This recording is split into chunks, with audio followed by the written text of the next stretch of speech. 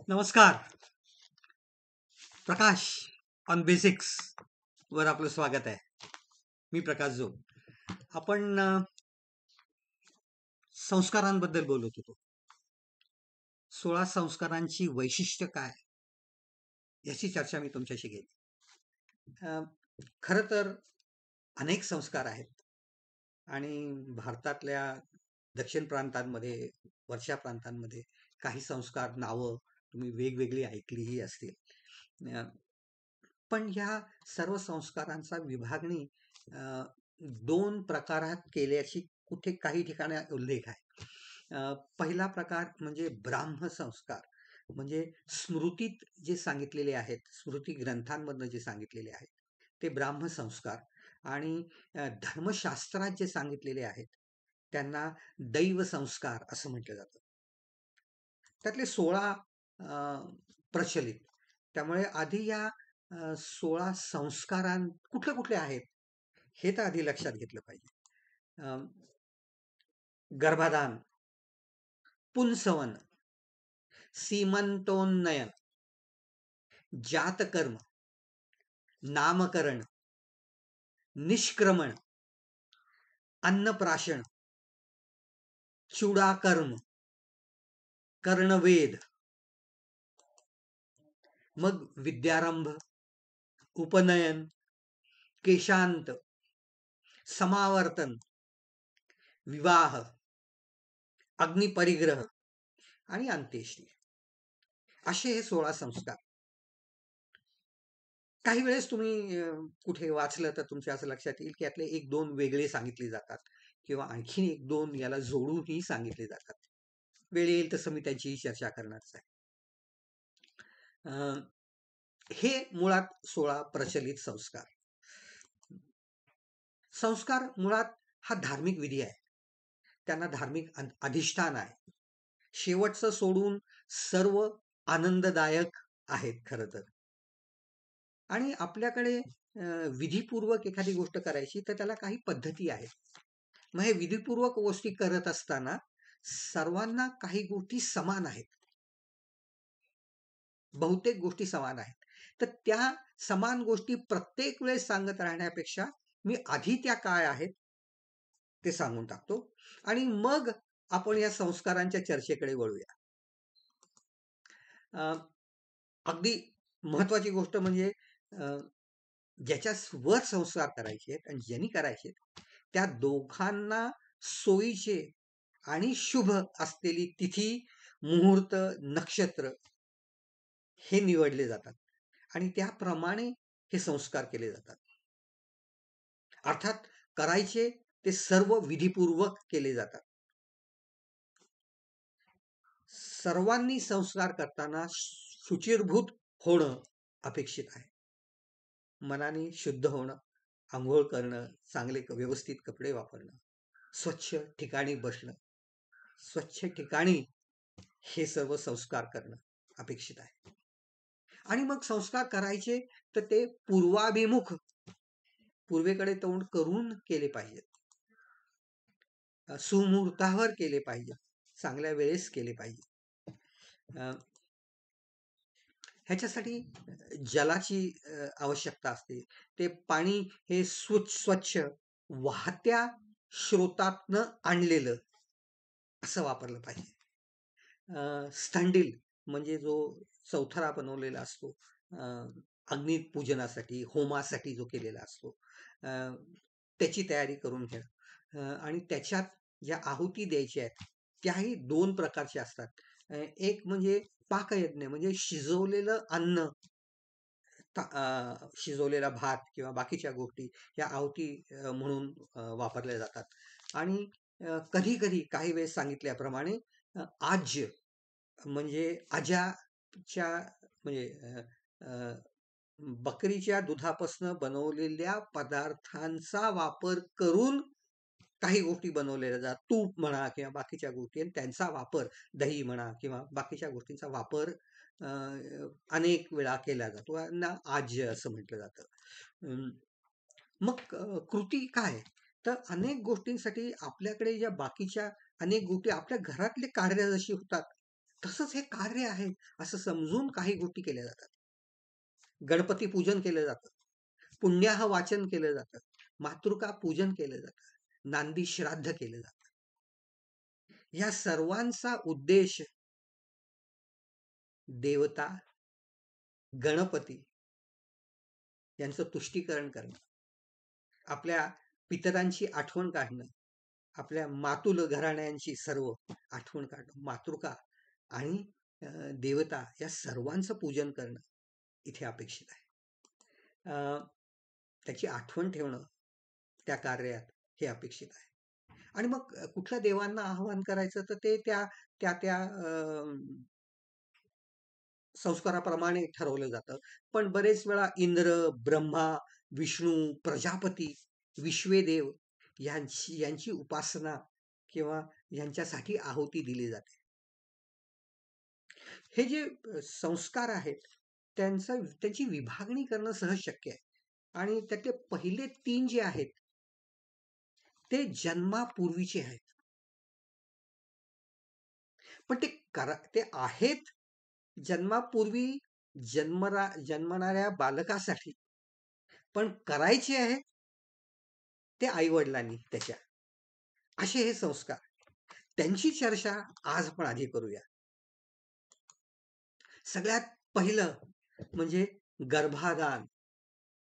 शब्दाचा अर्थ सरळ आहे, गर्भ दान करणं ह्याच्यात अपेक्षित आहे. प्रजनन प्रक्रियेचा लौकिक आणि धार्मिक आधार, त्याची पातळी वाढवणारा असा हा संस्कार आहे.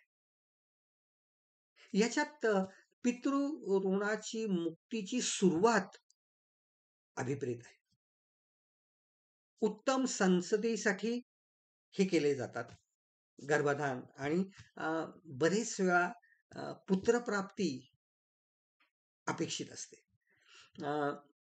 हा खरं तर मुलासाठीचा माता पित्यांनी आणि त्यांच्यावर केलेला असा हा संस्कार आहे.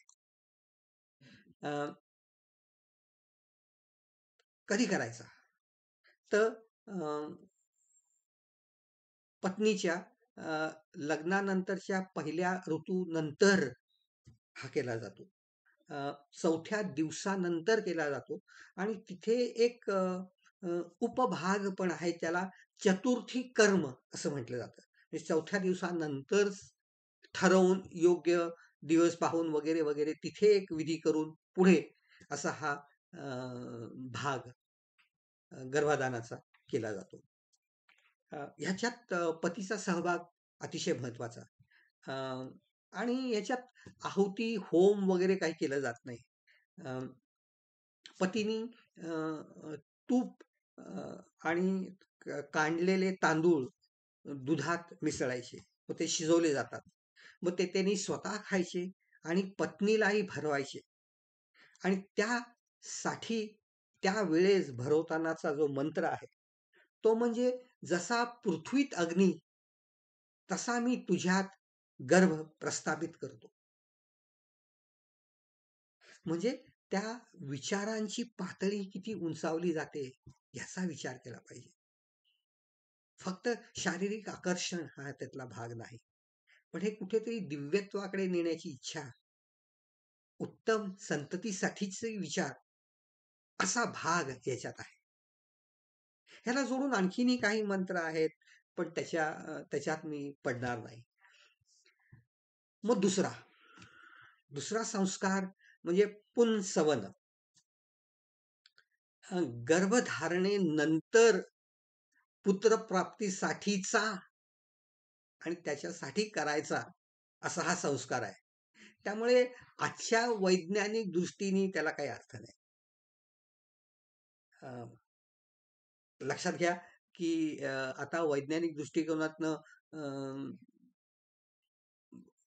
कन्सेप्शन म्हणजे पहिल्या क्षणापासनं XY किंवा XX क्रोमोसोम्स, XY म्हणजे मुलासाठी आणि XX म्हणजे मुलीसाठी चे क्रोमोसोम्स पहिल्या क्षणाला ठरतात आणि मगच पुढची प्रक्रिया सुरू होते.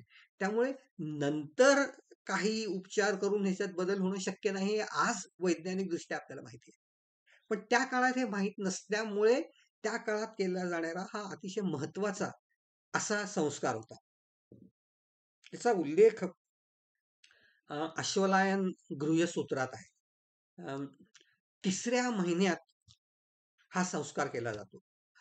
पुनर्वसू नक्षत्रावर हा संस्कार करणं अपेक्षित आहे.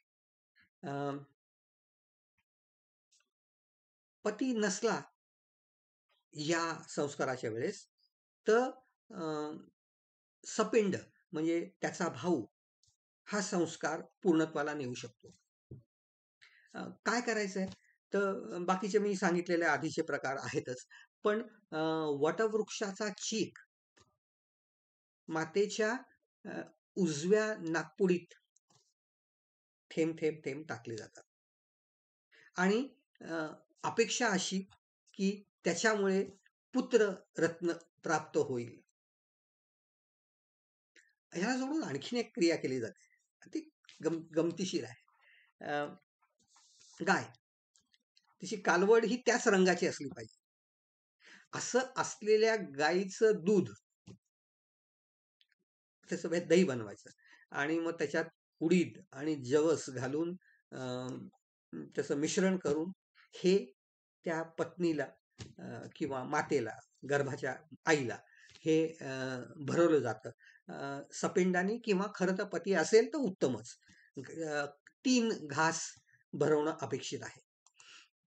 त्यावेळेस प्रजापतीचं स्तवन करावं असं अपेक्षित आहे.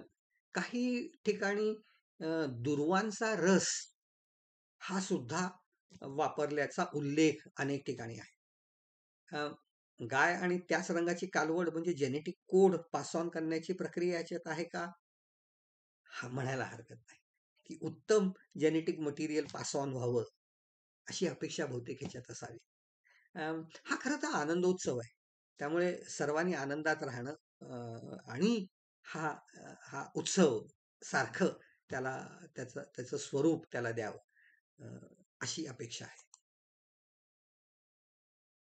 मग 3रा याचा उल्लेख अश्वलायन गृह्यसूत्रात व्यवस्थितपणे केलेला आहे.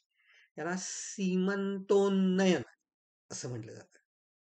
हा 4थ्या महिन्यात केला जातो आणि पुल्लिंगी नक्षत्रावर शुक्ल पक्षात म्हणजे चंद्राची कलेकलेने जेव्हा वाढ होत असते तेव्हा करायचा आहे. गर्भाची वाढ ही तशीच होत राहावी अशी अपेक्षा धरून केलं जातं. आणि परत नेहमीप्रमाणे पुत्राची अपेक्षा ठेवणं ही आपली कशी तेव्हाची टेंडन्सी होतीच. मग काय करायचं तर पतीने होम करायचा, आज्याहुती द्यायची, म्हणजे त्याप्रमाणे अन्न तयार करून टाकलं जावं. पश्चिमेला अगदी स्तंडिलाच्या पत्नीने बसावं आणि पूर्वाभिमुख बसावं आणि मग शाल्व पक्षाच्या पिसांच्या फणीने पत्नीचे केस वरच्या दिशेने तिचा भांग पाडावा, हा त्याचा मागचा विचार आहे. आणि मग अर्थात नंतर तिची वेणी घालावी पतीनी असं अपेक्षित आहे. मुळात हे सर्व तिची आपण किती काळजी घेतोय सर्वजण मिळून हे दाखवणं किंवा आनंदात राहणं, तिला आनंदात ठेवणं, तिचं महत्व तिला जाणीव करून देणं, हे बहुतेक त्याच्यात अपेक्षित असावं. त्यामुळे ह्याच्यात जसा धार्मिक भाग आहे तसा घरच्या लोकांचाही सहभाग आणि त्याला एक नैतिक आणि सामाजिक उठाव देण्याचा हा प्रकार आहे. ह्याच्यानंतर काही संस्कार ही सांगितले आहेत नंतरच्या काळात, आणि ते सर्व गर्भाच्या सुरक्षितेसाठी 8व्या महिन्यात विष्णू बली द्यावा, म्हणजे विष्णूसाठी अन्न काढून ठेवावं, त्याची प्रार्थना करावी की या होणाऱ्या पुत्राचा किंवा कन्येचा ची काळजी घे, अशा प्रकारचा उल्लेख असलेलं, पण हा कॉमन केला जातोच असा संस्कार नाही. ह्याच्यानंतर खरं आणखीन एका संस्काराचा उल्लेख आहे. आणि तो काही ठिकाणीच याचा उल्लेख आहे. मला याचा अभ्यास केल्याचा आठवतो लॉंग बॅक, माझ्या शिकतानाच्या वेळेस कधीतरी त्याला सोष्यंती कर्म असं म्हटलं जातं. मी कारण का सांगतोय हे क्लिअर करतो की जेव्हा जन्माची वेळ येते मुलाची, तेव्हा सुईणी वगैरे तर त्या काळात असायच्याच, पण पतीची ही जबाबदारी होती की शुद्ध वाहतं पाणी आणून देणं आणि तिथे हजर असणं आणि काय मदत लागेल ती करणं हे अपेक्षित होतं. आणि ते कार्य चा भाग म्हणजे हे सोष्यंती कर्म.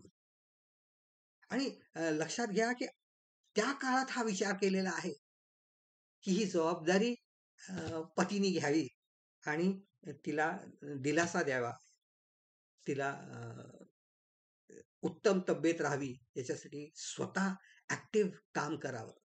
आजच्या काळातही आपल्याला आजकाल माहिती आहे की डॉक्टर्स म्हणतात की पतीनी मुली नवऱ्यानी बायको बरोबर डिलिव्हरीच्या वेळेस हजर असावं. याचं कारण खरं तर हेच आहे की ज्याच्यामुळे हे पुत्ररत्न किंवा कन्यारत्न जन्माला येणार आहे, त्यांनी ती जबाबदारी लक्षात घेऊन किती कष्ट होत आहेत ते बघून तिथे हजर असणं आणि मदत करणं अपेक्षित आहे.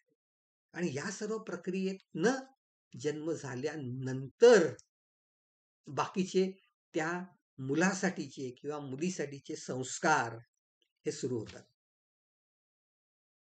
मी जे काय तुम्हाला सांगितलंय ते तुम्हाला पटलं असेल तर त्याच्याबद्दल आणखीन काही माहिती असेल तर ती शोधून काढा. जमलं तर काही वाचून बघा. आणखीन काही तुम्ही लक्षात आलं असेल तर नक्कीच कळवा मला. मग पुढचे संस्कार कसे आणि काय ह्याची चर्चा आपल्याला पुढच्या वेळेस करायची आहे. त्याच्यासाठी आणखीन 15 दिवसांनी भेटूया.